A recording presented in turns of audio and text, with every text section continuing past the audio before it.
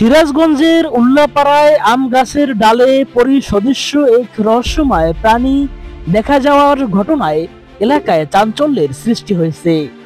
বড় পাঙ্গাসী ইউনিয়নের ছয়পাড়া গ্রামের কাদের প্রমাণিকের ছেলে মাসুদ কবির রবিবার 22 নভেম্বর রাত 11টার দিকে এই অদ্ভুত দৃশ্যের সম্মুখীন হন। মাসুদ কবির জানান, রাতে কাজ শেষে বাড়ি ফিরছিলেন তিনি। পথিমধ্যে স্থানীয় তালুকদার বাড়ি নামে পরিচিত একটি পরিত্যক্ত বাড়ির পাশে থাকা আম গাছের ওপর হঠাৎ অস্বাভাবিক আলোর ঝলক দেখতে পান।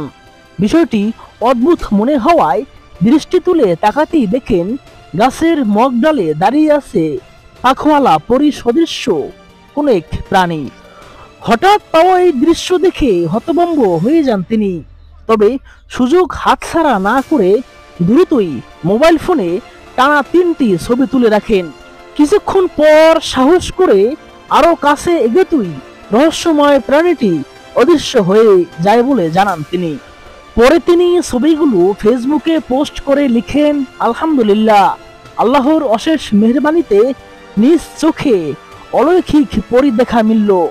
তার এই পোস্ট সোমবার রাত 9টার দিকে ফেসবুকে দিলে মুহূর্তেই সামাজিক যোগাযোগ মাধ্যমে ভাইরাল হয়ে পড়ে।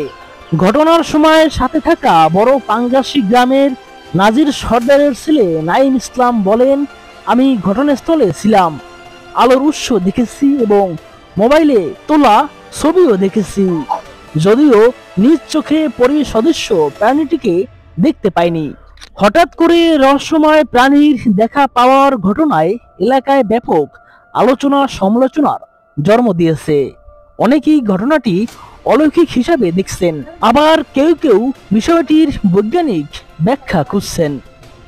স্থানীয়দের মধ্যে কৌতূহল এখন তুঙ্গে। তাহলে কি উল্লাপাড়ায় সত্যি দেখা মিলল পরী সদৃশ্য কোনো প্রাণীর, নাকি আলো ছায়ার খেলায় সৃষ্টি হয়েছে এমন রহস্যময় দৃশ্য?